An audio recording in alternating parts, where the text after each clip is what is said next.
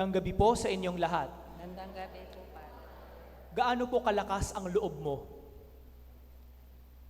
Gaano kalakas ang loob mo na magsalita sa isang tao na halimbawa hindi mo kakilala? O di kaya ay tao na alam mong hindi maganda ang reputasyon?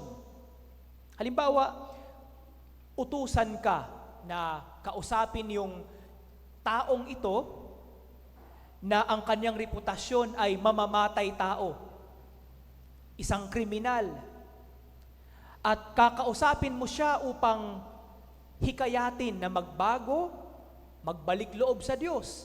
Kakayanin mo ba? Siguro kung tinanong ko aking sarili kanina, habang pinagninilayan ko ang aking ibabahagi sa inyo, sabi ko, hindi ko kakayanin. Baka manginginig ako sa takot. Pero alam niyo po, si San Bernabe na ating ginugunita ang kanyang kapiyastahan ngayon, oo, may takot siya. Pero sinunod niya ang Diyos. Sino ang kanyang kinausap? Ang pangalang Bernabe, bago natin sagutin kung sino ang kanyang kinausap, ang pangalang Bernabe, ang kahulugan nito ay son of encouragement, anak ng paghihikayat, o lakas ng loob. Kung bakit siya binansagan ng ganito, baka siguro binansagan siya ng ganito dahil sa mga taong pinangaralan niya at nakita ang kanyang katangian bilang isang mamamahayag ng ating Panginoong Hesus. Sino ang kinausap ni San Bernabe? Si Saulo. Si Saulo na kung ating babalikan ang kanyang kwento bago siya naging Pablo, si Saulo ay pumapatay at sumusuportang patayin at hinahanap ang mga Kristiyano upang patayin. So, ang kanyang reputasyon sa mga Kristiyano ay hindi maganda. Nakakatakot. Nakakatakot.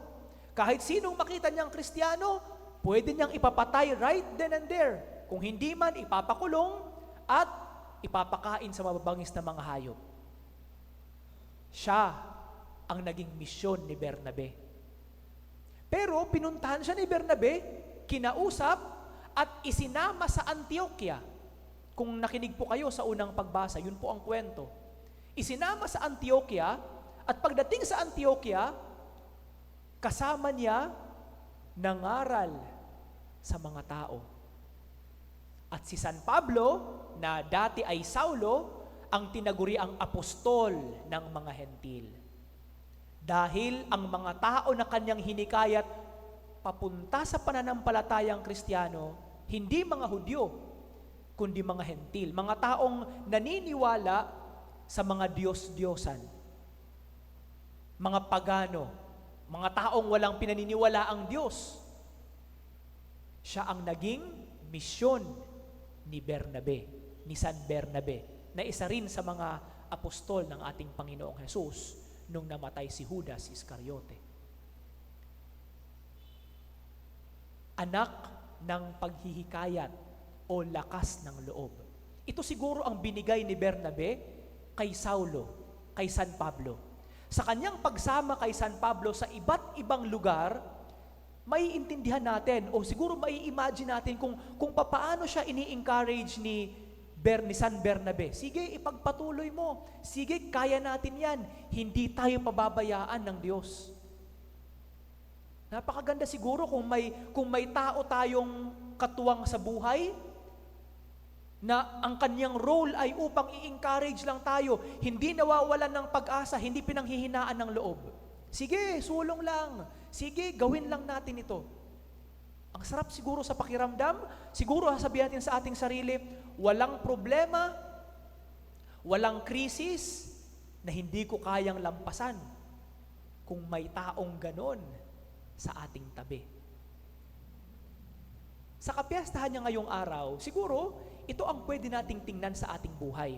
Sino yung mga Bernabe sa iyong buhay? Sino yung mga tao na nakapaligid sa iyo na bagamat puno rin sila ng kahinaan tulad natin, pero nandun sila, laging sumusuporta, laging nagtutulak sa atin upang magpatuloy sa gitna ng mga hamon sa buhay.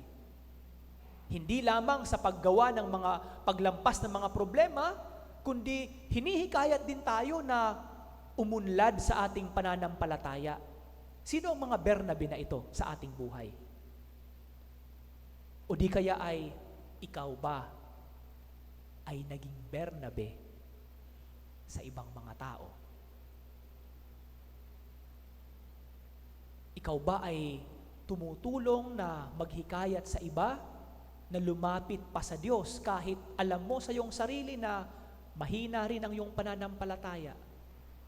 Ikaw ba ay naging Bernabe sa ibang mga tao na humaharap ng matinding pagsubok sa buhay at alam mo rin ikaw na mahina ka rin pagdating sa mga pagsubok pero nandoon ka, tinutulak ang iyong kapwa na ipagpatuloy, harapin, solusyonan ang problema? Naging Bernabe ka ba sa ibang mga tao? Ito siguro ang pwede nating tingnan sa ating sarili ngayong kapiyastahan ni San Bernabe. At kung wala tayo, kung hindi tayo naging Bernabe o wala tayong mga Bernabe sa ating buhay, baka pwedeng hilingin natin sa Diyos at sa mahal na Ina. Bigyan tayo ng lakas ng loob. Hindi lang para sa ating sarili, kundi para sa ibang mga tao. Hindi upang itago ang ating kahinaan. Hindi po. Ang lakas ng loob, hindi po pagtatago ng kahinaan, kundi pagpapakita ng kahinaan sa harapan ng iba at ang pagsasabi sa kanila, okay lang na maging mahina. Hindi nakakahiya ang maging mahina,